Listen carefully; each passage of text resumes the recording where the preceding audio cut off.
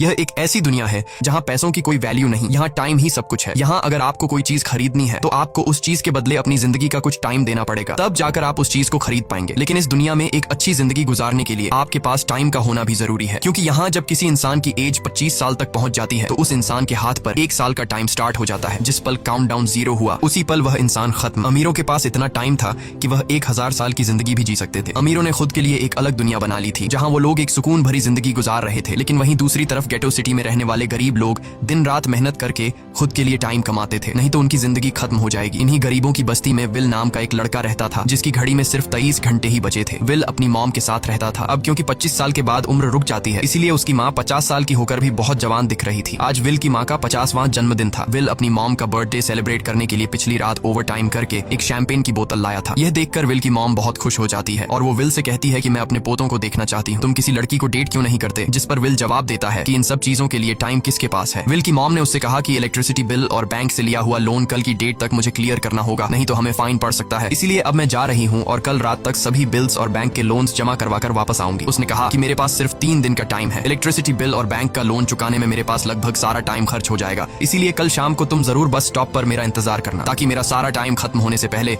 मैं तुमसे कुछ टाइम ले सकूं। इस पर विल ने कहा ठीक है, मैं टाइम पर पहुंच जाऊंगा। जाने से पहले विल की माँ विल के हाथ को छूकर उसकी बॉडी में 30 मिनट ट्रांसफर करती है ताकि विल अच्छा नाश्ता खरीद कर खा सके। इसके बाद दोनों अपने अपने काम पर निकल गए। रास्ते में विल के पास एक छोटी बच्ची आती है। वो विल को एक कैप्सूल देकर विल से उसका थोड़ा सा टाइम मांगती है। विल मुस्कुराते हुए उस छोटी बच्ची को कैप्सूल में अपनी जिंदगी का 5 मिनट का टाइम दे देता है और वह चली जाती है। यहाँ हमें पता चलता है कि यह लोग अपने टाइम को एक कैप्सूल में स्टोर भी कर सकते हैं, जिससे यह लोग कभी भी यूज और ट्रांसफर कर सकते हैं। इसके बाद विल काम के लिए फैक्ट्री पहुंच जाता है। काम शुरू करने से पहले वह कॉफी लेने जाता है, लेकिन वहां वह देखता है कि हर एक चीज का दाम डबल हो गया है। जहां पहले कॉफी 2 मिनट की मिलती थी, अब उसका प्राइस डबल होकर 4 मिनट हो चुका है। यहाँ पर कभी भी किसी चीज का भी दाम बढ़ा दिया जाता है बिना किसी अनाउंसमेंट के। ये बात विल को बहुत बुरी लगती है। मजबूरी में विल ने भी कॉफी के लिए अपनी जिंदगी के 4 मिनट पे किए और काम पर लग गया। दिन भर के काम के बाद रात के वक्त विल अपने दोस्त के साथ एक बार में जाता है। विल का दोस्त एक नंबर का शराबी था। वह हर वक्त शराब के नशे में टली रहता। विल का दोस्त विल को इशारे में बताता है कि वह आदमी सबको फ्री में दारू पिला रहा है और उसके पास बहुत ज्यादा टाइम है। ये सुनकर विल ने जब उस आदमी की तरफ देखा तो उसे चारों तरफ से लड़कियों ने घेरा हुआ था। विल की जब उस आदमी की घड़ी पर नजर गई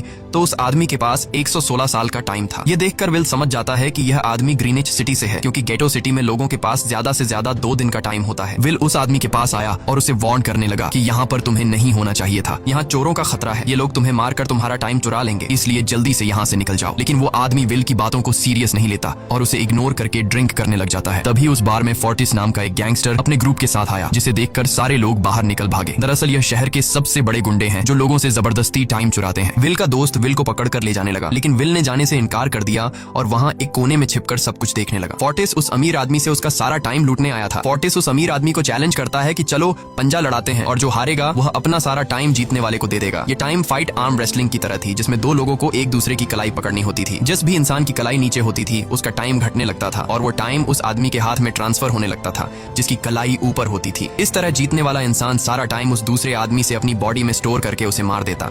फोर्टिस उस आदमी से कहता है क्या तुम इसके लिए तैयार हो? इस पर उस अमीर आदमी ने कहा कि मैंने बहुत ज्यादा ड्रिंक की हुई है, इसलिए मुझे कुछ टाइम चाहिए, उसके बाद मैं तुम्हारे चैलेंज के लिए तैयार हूँ। फोर्टिस कहता है कि ठीक है, ये तुम्हारी आखिरी ख्वाहिश है, जाओ मैं तुम्हें तैयार होने के लिए कुछ मिनट देता हूँ। फोर्टिस उसके साथ अपना एक आदमी भी भेज देता है ताकि यह भाग न सके। वो अमीर आदमी बाथरूम में आकर बहुत ज्यादा उल्टियां करने लग जाता है क्योंकि उसे काफी चढ़ गई थी, इसलिए अगर वो इस हालत में फोर्टिस से पंजा लड़ता तो इस अमीर आदमी का हारना कंफर्म था। तभी विल वहां पर आ जाता है। वो फोर्टिस के आदमी को मारकर उस अमीर आदमी को अपने साथ उस जगह से बाहर निकाल लेता है और उसे फोर्टिस से बचाकर एक सेफ जगह पे ले आया। विल ने उस अमीर आदमी से कहा कि मैंने तुमसे कहा भी कि तुम्हारी जान को खतरा है, तुम जानबूझकर अपना टाइम क्यों बर्बाद कर रहे हो? वो आदमी विल को अपना नाम हेनरी बताता है और वो विल से पूछता है कि तुम्हारी उम्र कितनी है? विल ने बताया 28 साल। हेनरी ने कहा मेरी उम्र 105 साल है और अब मैं जिंदगी से थक चुका हूँ। मैंने अपनी लाइफ में हर एक चीज का मजा लिया है और अब मुझे इस जिंदगी की जरूरत नहीं है, मैं जीना नहीं चाहता। ये सुनकर विल ने हैरानी से पूछा आखिर तुम कहना क्या चाहते हो? इस पर हेनरी ने कहा लगता है तुम अब तक हकीकत से अनजान हो। क्या तुमने कभी सोचा है कि इस दुनिया में अलग अलग टाइम जोन्स क्यों बनाए गए हैं? आखिर क्यों तुम्हारे टाइम जोन गेटो में किसी भी वक्त चीजों के दाम और टैक्स बढ़ा दिए जाते हैं? दरअसल